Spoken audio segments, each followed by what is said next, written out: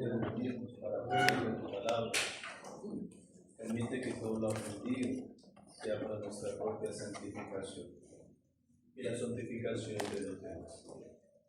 Gloria al Padre, y al Hijo, y al Espíritu Santo. Como era en el principio, ahora y siempre, por los siglos de los siglos. Amén. En nombre del Padre, del Hijo y del Espíritu Santo.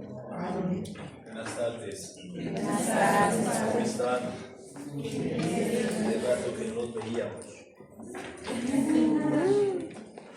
Hemos dado inicio a nuestro estudio sistemático de las cartas auténticas de Pablo, recordando que son aquellas que son escritas por su puño y letra, porque también hay otras cartas que en la antigüedad se le atribuyeron a Pablo, pero nos dimos cuenta que, aunque tiene corriente de pensamiento de Pablo, no fue el mismo Pablo quien las escribió.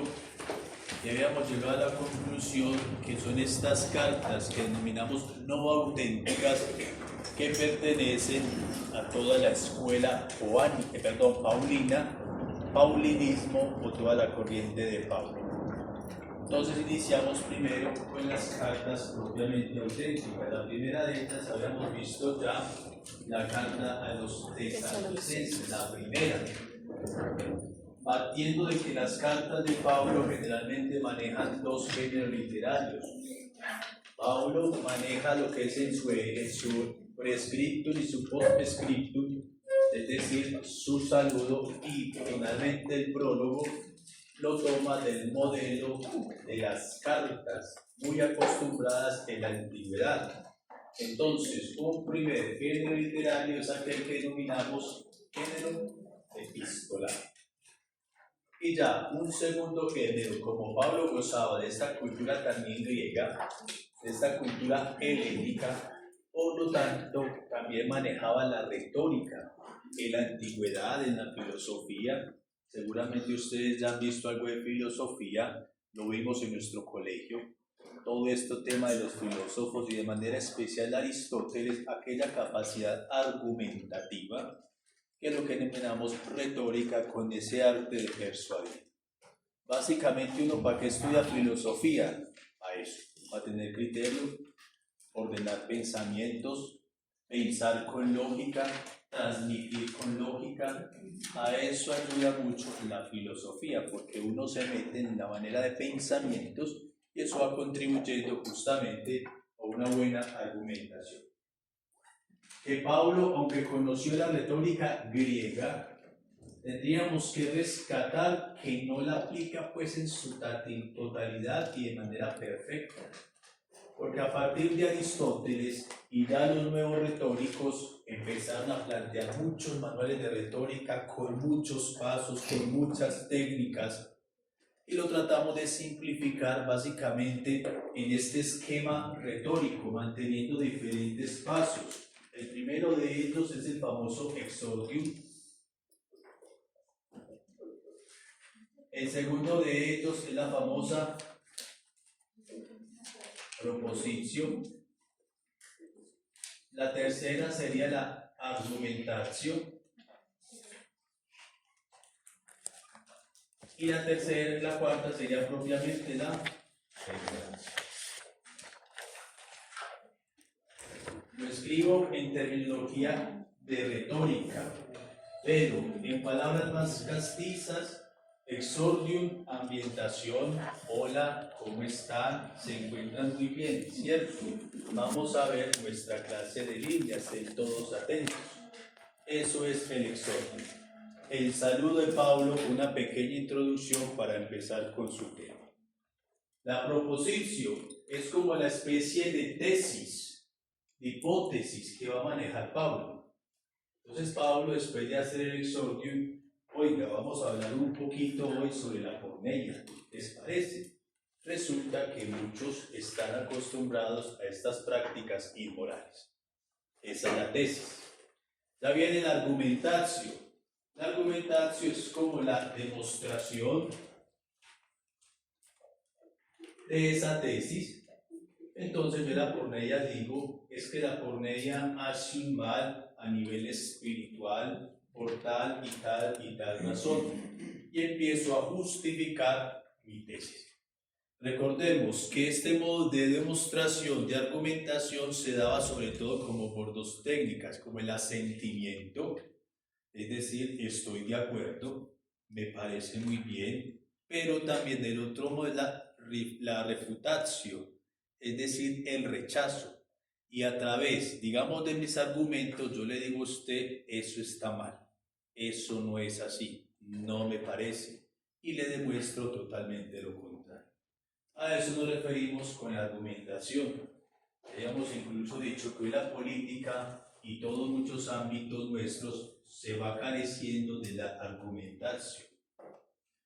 Con espiritualidades hay veces extremistas de un lado o del otro, muy laxas o muy rigoristas, nosotros ni siquiera damos, pero ¿por qué? Expliquen qué beneficios trae, cuáles son las consecuencias. Por eso siempre la argumentación debe de primar, porque es la capacidad de persuadir al otro. En la política nos acostumbramos simplemente a la grosería, pero sin nada de fondo argumentativo. Insultos, y ya con eso apabullamos al otro, el otro de cierto modo se atemoriza y ahí queda todo. Las relaciones interpersonales, tanta violencia entre esposo y esposa, todo es a los gritos, pero nada de argumentación. Demuéstreme, venga, hablemos, explíqueme qué es lo que pasa. A Pablo no le interesa que las comunidades traguen enteros, eso es lo bonito de Pablo. Pablo no es la orden por la orden, ni la ley por la ley, a Pablo le gusta explicar. A eso nos referimos con la argumentación. Y por último, entonces tendríamos la peroratio, que sería de manera concreta lo que se refiere a la conclusión. Pablo ya después concluye su tesis y ya pues da como por decirlo, como el abstract, como el excursus, como ya lo que realmente importa.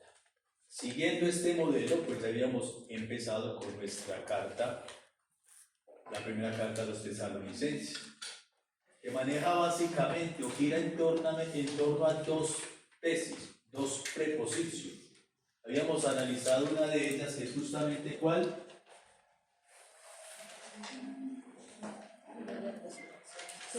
Toda la cuestión justamente de la virginidad, si me caso, si no me caso, si me casar, él argumenta y llega a su conclusión. Ya habíamos visto algo también sobre la parusía, otro tema fundamental, otra tesis.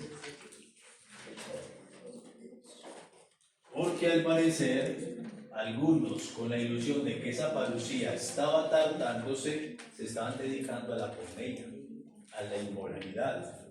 Como quien dice, disfrutemos, bebamos y comamos y bebamos, que mañana propiamente morimos.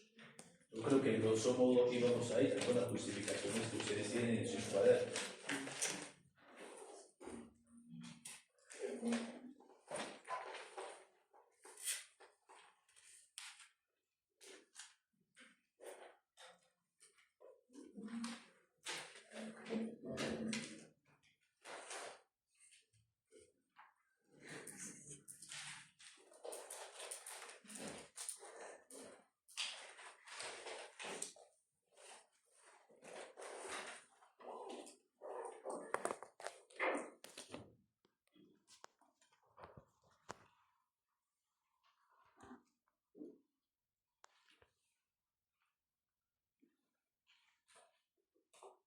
Entonces tendríamos la vigilancia, ya hemos visto algo sobre la vigilancia en la espera del Señor.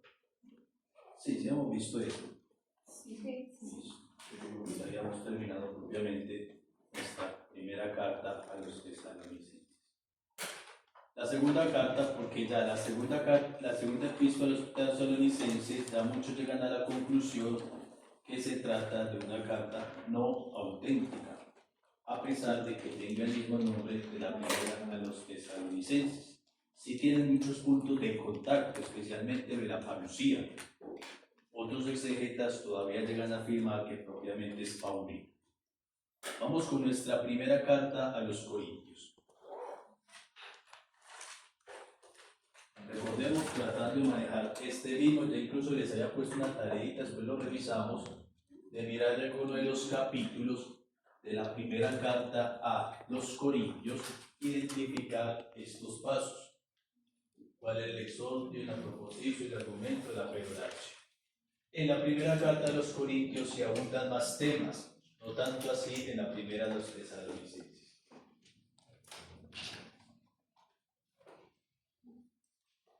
¿Qué podemos decir entonces de nuestra primera carta? Vamos con la fecha y la ocasión. La ocasión nos referimos como a los destinatarios, el motivo por el cual Pablo escribió esta carta.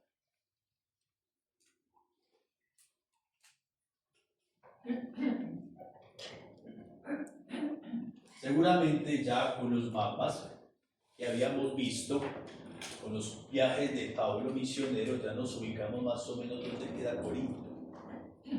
¿Sí? Justamente queda por allá, ya casi llegando propiamente como Atenas, en fin, ahí es que queda propiamente Corinto. Y Corinto era la capital de la provincia de Acaya. Es decir, una ciudad relevante fundada por Julio César en el año 44 a.C.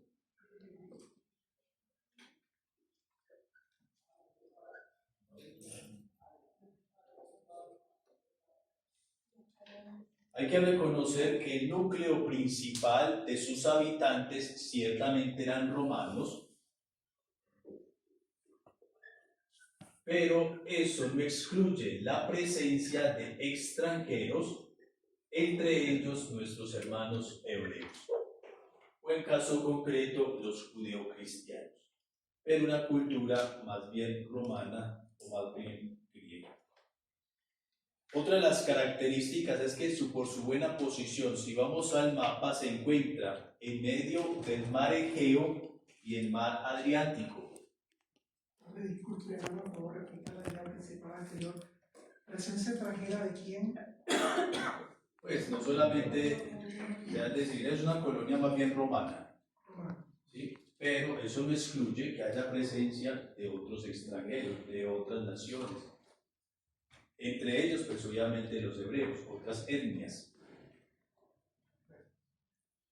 Entonces, por estar en esta ubicación tan estratégica, es normal que todos estos pueblos que estaban como tan cerca a los mares, entonces era muy propicio la interculturalidad. Era una ciudad de mucha cultura, para lo bueno como también para lo malo. Entonces existían, por ejemplo, teatros, fuentes. Cuando ustedes van por esa zona, dan cuenta que hay fuentes de agua monumentales, de las características que tienen, termales, plazas.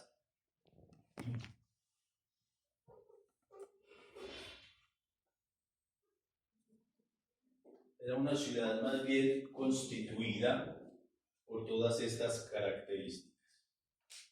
Sin embargo, eso a nivel cultural, pero para lo malo, para nuestros ojos, también tendremos que reconocer que existían templos a dioses. De rescatar el templo a Afrodita,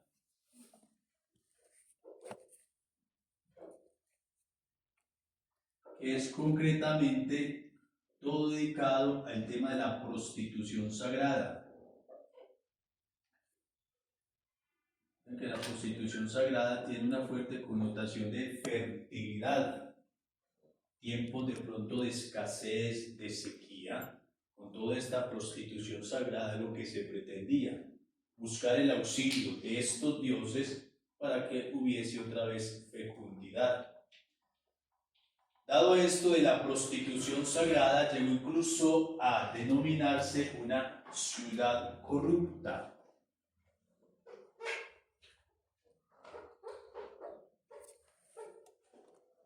Cuando uno va analizando esto de prostitución sagrada, de ciudad corrupta, uno ya va como que intuyendo, Pablo, ¿de qué va a hablar?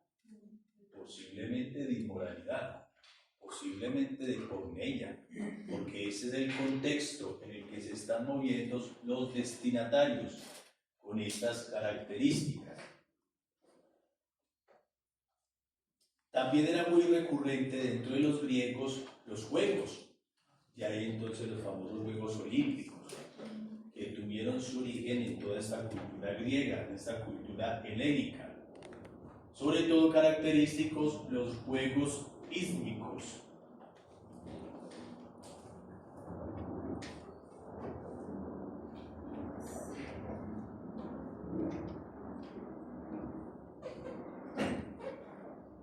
Todo eso tiene que ver justamente con el agua, todos esos juegos dedicados al dios Poseidón.